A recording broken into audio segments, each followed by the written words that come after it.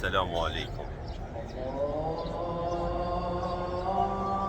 Me muftien e Malësisë vllahun ton, Edmirin, deshëm një këshill me nda për gjithë ata të cilët po na dëgjojnë dhe shikojnë, por ta presim le të përfundojë ezani pas ezanit inshallah.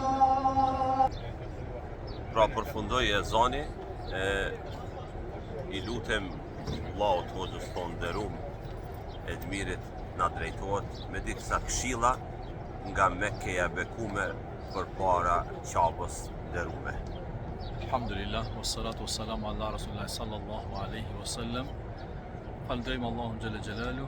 Ju përshëndesim gjithëve. Assalamu alaikum wa rahmatullahi ta'ala wa barakatuh. Wa alaikum salam. Allahu xhalla xhelalu na thot fattakullaha ma stata'tum. Keni frikë Allahun, aq sa keni mundësi me pas frikë Allahun xhalla xhelalu.